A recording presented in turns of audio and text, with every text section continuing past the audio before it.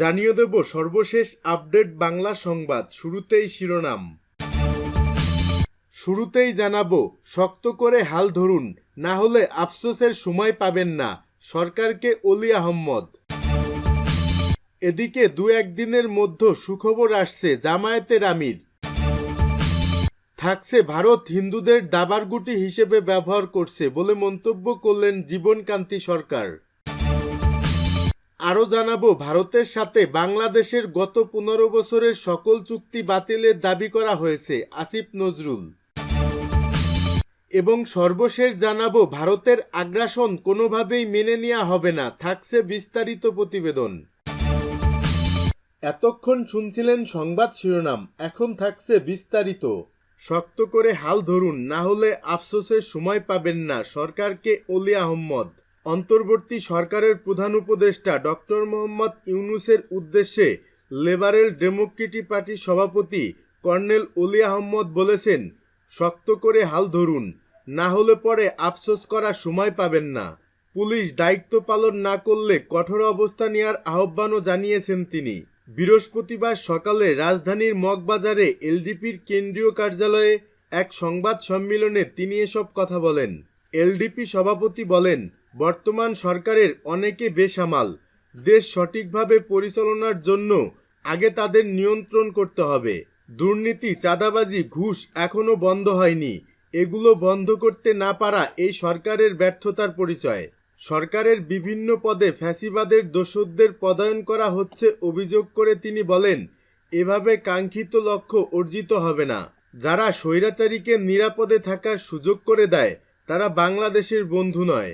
জাতিসংঘের শান্তিরক্ষা বাহিনী ইস্যুতে পশ্চিমবঙ্গের মুখ্যমন্ত্রী ও তৃণমূল কংগ্রেসের প্রধান মমতা ব্যানার্জির বক্তব্যের বিষয়ে অলি আহমদ বলেন, ভারতে মুসলিমদের উপর যে অত্যাচার হচ্ছে সেজন্য ভারতেই শান্তিরক্ষী বাহিনী মোতায়েন করা উচিত। এছাড়া ভারত যে শত্রুতা পোষণ করছে অবিলম্বে তা থেকে বিরত থাকা উচিত বলেও মন্তব্য করেন তিনি। গতকাল বুধবার প্রধান উপদেষ্টার সঙ্গে বৈঠকের জন্য গিয়েছিলেন অলি আহমদ, কিন্তু বৈঠকস্থলে ঢোকা হয়নি তার। ঢোকার মুখে রাজনৈতিকবিদদের যে তালিকা দেয়া ছিল তাতে নাম না থাকায় তিনি ঢুকতে পারেননি। যদিও পরক্ষণেই উপদেষ্টাদের তরফে আবারও যোগাযোগ করা হয়েছিল অলি আহমদের সঙ্গে, তাকে আসতেও বলা হয়েছিল, কিন্তু তিনি আসতে অপারগতা প্রকাশ করেন। দু একদিনের মধ্যে সুখবর আসছে জামায়াতের আমির।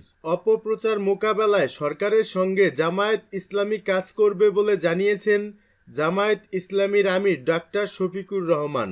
প্রধান উপদেষ্টা ডক্টর মোহাম্মদ ইউনূসের সঙ্গে সংলাপ শেষে বুধবার সন্ধ্যায় রাজধানীর ফরেন সার্ভিস একাডেমি থেকে বের হয়ে সাংবাদিকদের তিনি একথা জানান। সংলাপের বিষয়ে জামায়াতের আমির বলেন, অপপ্রচার মোকাবেলায় আমরা সরকারের সঙ্গে কাজ করব। আমরা কারো পাতা ফাঁদে পা দেব না, কারো কাছে মাথা নত করব না, আবার সীমা লঙ্ঘনও করব না। দু একদিনের মধ্যে সুখবর পাবেন আশা করি। সরকারকে সহযোগিতা করছেন জানিয়ে ডাক্তার শফিকুর রহমান বলেন, দেশের সার্বভৌমত্বের প্রশ্নে কোনো ছাড় নয়, সব ষড়যন্ত্র মোকাবেলা করতে আমরা ঐক্যবদ্ধ। তিনি বলেন, বর্তমানে ভারতের ভূমিকা অসহনীয়। চরমপন্থা যেদিক থেকে আসুক আমরা ঘৃণা করি। আমরা ভালো থাকলে তারাও ভালো থাকবে, আমরা ভালো না থাকলে তারা কিভাবে ভালো থাকবে। শফিকুর রহমান বলেন, ভারতের অপপ্রচার বন্ধে অন্তর্বর্তী সরকারকে ভারতের সঙ্গে আলোচনা করে সুনির্দিষ্ট প্রস্তাব দেওয়ারও দাবি জানিয়েছে জামায়াত ইসলাম।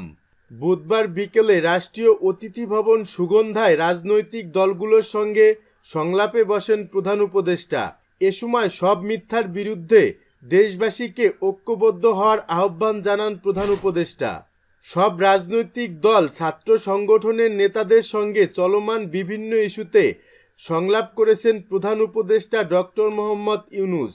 এর অংশ হিসেবে বিএনপি, জামায়াত ও গণতন্ত্র মঞ্চসহ 12 দলীয় জোটের প্রতিনিধি দল সংলাপে অংশ নেন।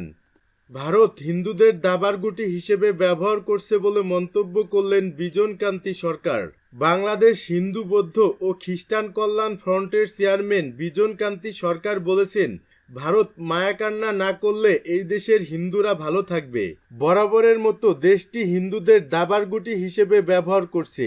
বৃহস্পতিবার বিকেলে জাতীয় প্রেস ক্লাবে সংগঠনটির এক সংবাদ সম্মেলনে একথা বলেন তিনি বলেন, আওয়ামী লীগের পতনে ভারতীয় একটি গোষ্ঠীর খারাপ লেগেছে, তাই তারা এদেশ নিয়ে ষড়যন্ত্র করছে। আওয়ামী লীগের আমলে কোটি কোটি টাকা পাচার করে ভারতে রাখা হয়েছে, সেই টাকা দিয়ে ভারতীয় মিডিয়ার মাধ্যমে বাংলাদেশকে খাটো করা হচ্ছে। তিনি আরও বলেন, 5 আগস্টের পর কিছু এলাকায় রাজনৈতিক গোলযোগ হয়েছে, ইসকনের বহিষ্কৃত একটি অংশকে দিয়ে ষড়যন্ত্র করা হচ্ছে। ভারত সরকারের ভ্রান্ত নীতির কারণেই বিগত সরকারের আমলে এই দেশের সম্প্রীতির ইসকনের বহিষ্কৃত একটি অংশকে দিয়ে ষড়যন্ত্র করা হচ্ছে। ভারত সরকারের ভ্রান্ত নীতির কারণেই বিগত সরকারের আমলে এই দেশের সম্প্রীতির ধারায় বিঘ্ন ঘটে বলেও মন্তব্য করেন তিনি। এ সময় অন্যান্য নেতারা বলেন, দিল্লির একচোখা নীতির কারণে বাংলাদেশের সংখ্যালঘু সম্প্রদায় বিপদগ্রস্ত। এ সময় সম্প্রীতি বিনষ্টের অপকৌশল বন্ধসহ সংগঠনের পক্ষ থেকে 5 দফা দাবিও জানায় তারা। ভারতের সাথে বাংলাদেশের গত 15 বছরের সকল চুক্তি বাতিলের দাবি করা হয়েছে। আসিফ নজরুল, আইন উপদেষ্টা ডক্টর আসিফ নজরুল বলেছেন, বাংলাদেশের জন্য ক্ষতিকর রামপাল সহ অন্য চুক্তি বাতিল করার দাবি জানানো হয়েছে। তিনি বাংলাদেশের প্রতি ভারতের অর্থনৈতিক নিপীড়ন, সাংস্কৃতিক আধিপত্য এবং অভ্যন্তরীণ বিষয়ে হস্তক্ষেপের নিন্দা জানিয়েছেন। তিনি ভারতকে বাংলাদেশের প্রতি সৎ এবং মর্যাদাশীল প্রতিবেশী হিসেবে আচরণ করার আহ্বানও জানান। প্রধান উপদেষ্টা ডক্টর মোহাম্মদ ইউনূসের সঙ্গে বৈঠক শেষে সাংবাদিকদের কাছে এ বিষয়ে মন্তব্য করেন ডক্টর আসিফ নজরুল। তিনি বলেন, বৈঠকে বিদেশি সাংবাদিকদের দেশে নিয়ে আসার পরামর্শ দেওয়া হয়েছে এবং যোগাযোগ ও আইন দক্ষতা বাড়ানোর কথাও বলা হয়েছে। এছাড়া গত 15 বছরে ফ্যাসিস্ট সরকারের সময়ে ভারতের সঙ্গে হওয়া চুক্তি প্রকাশ করার দাবি জানানো হয়েছে। আইন উপদেষ্টা আরও বলেন, ভারত বাংলাদেশ বিরোধী অপপ্রচার চালাচ্ছে, তার বিরুদ্ধে দেশের সকল সম্প্রদায়ের ঐক্যবদ্ধ ভূমিকার প্রশংসা করা হয়েছে এবং সাম্প্রদায়িক সম্প্রীতি অটুট রাখার প্রত্যয় ব্যক্ত করা হয়েছে। তিনি বলেছেন, দেশের স্বার্থে সবাই একত্র হয়ে ভারতের অপপ্রচার ও উস্কানির বিরুদ্ধে লড়াই করবে। ডক্টর আসিফ নজরুল আরও জানান, প্রস্তাব এসেছে গোটা জাতি ঐক্যবদ্ধ হয়ে ভারতের অপপ্রচার মোকাবেলা করতে পারে এবং এই জন্য রাজনৈতিক কাউন্সিল বা নিরাপত্তা কাউন্সিল গঠন করা যেতে পারে। তিনি বলেন, মত পথ বা আদর্শের ভিন্নতা থাকতে পারে, কিন্তু দেশ সার্বভৌমত্ব এবং অস্তিত্বের প্রশ্নে সবাই এক। প্রধান উপদেষ্টা ডক্টর মোহাম্মদ ইউনূসের আমন্ত্রণে অনুষ্ঠিত বৈঠক থেকে ভারতে বাংলাদেশের হাই কমিশনে হামলা, অভ্যন্তরীণ বিষয় হস্তক্ষেপ এবং বাংলাদেশ বিরোধী প্রচারণার তীব্র নিন্দা জানানো হয়েছে। এসব ঘটনার বিরুদ্ধে শক্তিশালীভাবে প্রতিরোধ করার প্রস্তাবও এসেছে বৈঠকে। প্রধান উপদেষ্টা ডক্টর মোহাম্মদ ইউনূসের সঙ্গে বৈঠকে দেশের স্বাধীনতা, সার্বভৌমত্ব, অস্তিত্ব ও মর্যাদার প্রশ্নে রাজনৈতিক দলগুলো ঐক্যবদ্ধ থাকার ঘোষণা দিয়েছে বলেও জানিয়েছেন আইন উপদেষ্টা অধ্যাপক আসিফ নজরুল। ভারতের আগ্রাসন কোনোভাবেই মেনে নেওয়া হবে না। ভারত আমাদের উপর আগ্রাসন চালাবে আর আমরা তা মেনে নেব, এটা হতে পারে না বলে মন্তব্য করেছেন বাংলাদেশ সুপ্রিম কোর্ট পার্টির মহাসচিব আব্দুল আজিজ সরকার। বৃহস্পতিবার প্রেস ক্লাবের সামনে বাংলাদেশ সুপ্রিম কোর্ট পার্টির উদ্যোগে আগরতলায় হিন্দু সংগ্রাম সমিতির বাংলাদেশের সহকারী দূতাবাসে হামলা, জাতীয় পতাকার অবমাননা ও ভারতের মিডিয়ায় বাংলাদেশ বিরোধী অবিরাম মিথ্যা প্রচারণার প্রতিবাদে বিক্ষোভ সমাবেশ ও মিছিলে তিনি এ মন্তব্য করেন। তিনি বলেন, ভারত আমাদের বড় প্রতিবেশী, আমাদের স্বাধীনতা যুদ্ধে সহযোগিতা করেছে, তার জন্য আমরা ভারতের কাছে কৃতজ্ঞ।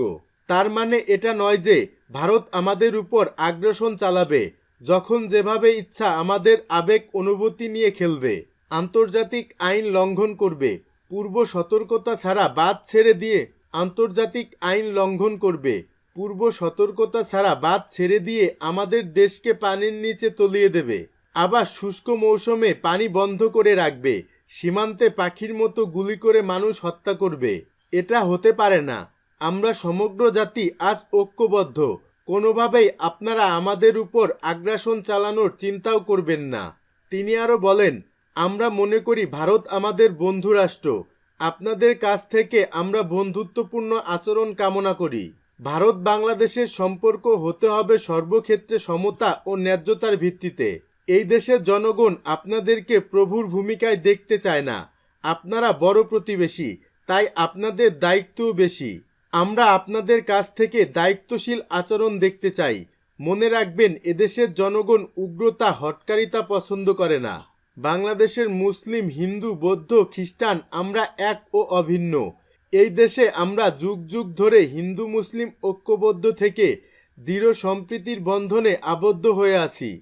দেশের দায়িত্বশীলদের প্রতি আহ্বান জানিয়ে তিনি বলেন, দেশের দায়িত্বশীলদের প্রতি আমাদের আহ্বান থাকবে কারো উস্কানির ফাঁদে পা না দেওয়ার জন্য, যেন আমাদের স্বাধীনতা, সার্বভৌমত্ব হুমকির সম্মুখীন না হয়। আমরা কোনো উপনিবেশকে এদেশের মাটিতে দেখতে চাই না।